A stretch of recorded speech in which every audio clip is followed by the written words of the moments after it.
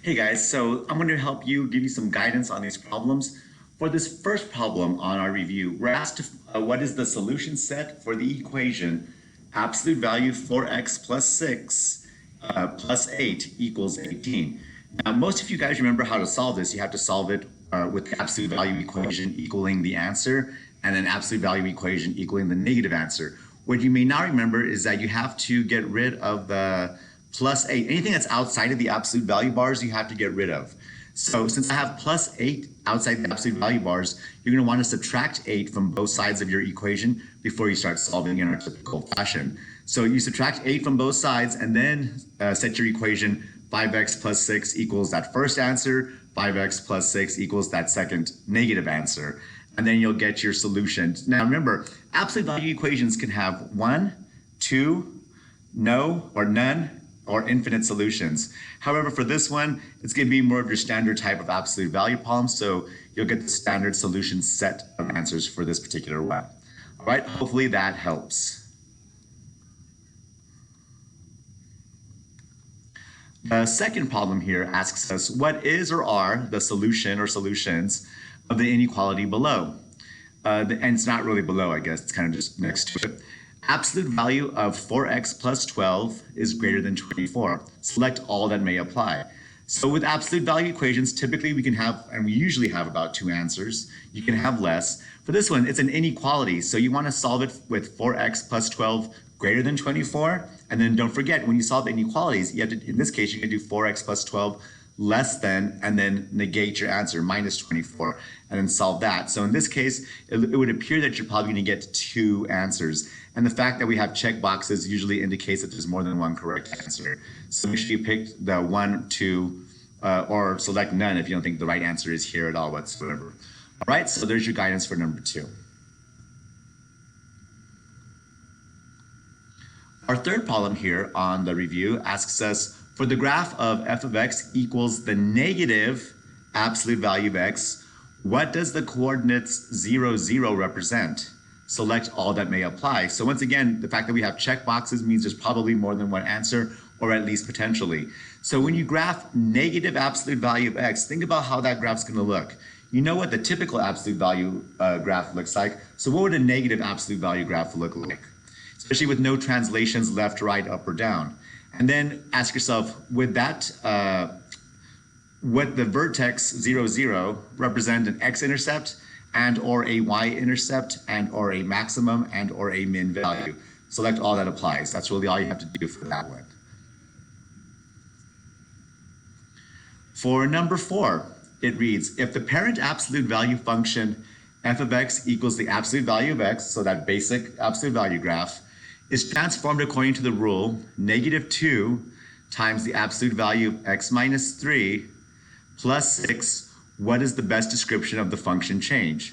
So remember, you have to know what the minus 3 does inside the absolute value bars, how that affects your graph, what the plus 6 does outside your absolute value bars to affect your graph, what the 2 in front of the absolute value bars does to affect your graph, and there's an added movement with the negative sign because that 2 is negative in the very front. So that negative 2 does 2 things, and then you have the minus 3 and the plus 6. So there should be 4 independent descriptions that explain what's going on with this rule.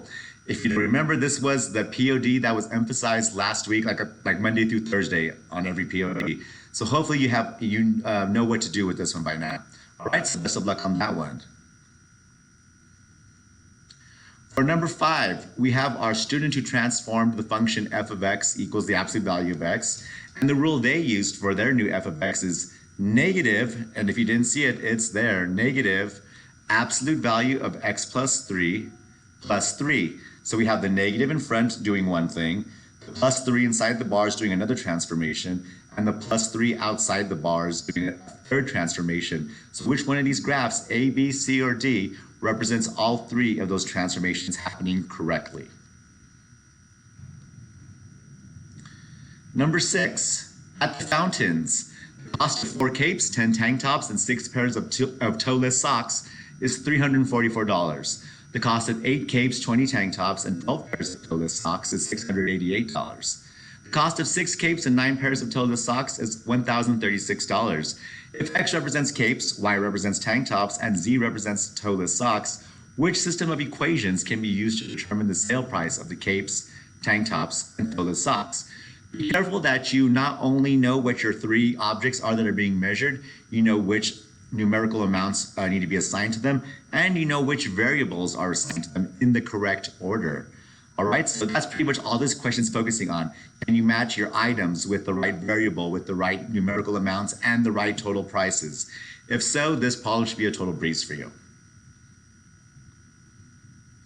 For number 7, we have at Ernie's House of Pork, deep fried pork chops sell for $1 each, and sides of bacon cost 75 cents. Dragnot has $45 set aside as his daily lunch money, and always orders at least 18 items between the pork chops and the bacon altogether.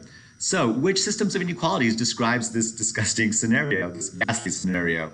Now, if you notice that we have the x and the y for the first equation, usually those would be counting how many items he can possibly order. But if you notice, the y was moved around. So make sure that when you first set up your inequality, determining or that correlates the x and y items with the total amount he can order, that you move the y by itself so that you get one of those first equations and you can better match it up. That is one of the biggest keys to solving this type of problem. For number 8, which of the following graphs shows the solution set to the system of inequalities below? You're going to want to use the methods we learned for graphing lines last week. You know that looking at these inequality symbols, what kind of line you should have. You know what the slopes are, you know the y-intercepts, and you know where you're shading based on these inequalities also. So which one of these graphs matches that? That's all it is for this one. Excuse me. And now for number 9. The graph of a system of 3 linear inequalities with 2 variables, that means if x and y's, is shown. So we have 3 inequalities and they're all there for you on the screen.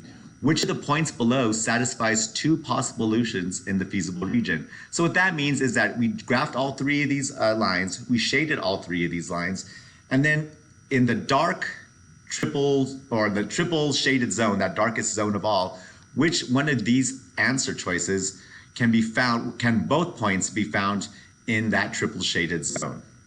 If you're not sure, then pick a set of points and plug them into all 3. The correct answer has 2 sets of points that will make all 3 of these always true. All right, so that's another way you can check too. And our final problem here is number 10. Which point lies in the area defined by the following system of inequalities? Select all that may apply. X minus 3 is less than 3, and 3x plus 2y is less than 4. You want to find which set of points or which sets of points, because there can be more than one answer, makes both of these inequality statements true. And this is pretty much where we left off on our last assignment before function notation last week. Hopefully these helpful hints guide you in the right direction. And whatever you don't do too well on, I will be here to help you with tomorrow. All right? Best of luck, and I'll see you guys when I return.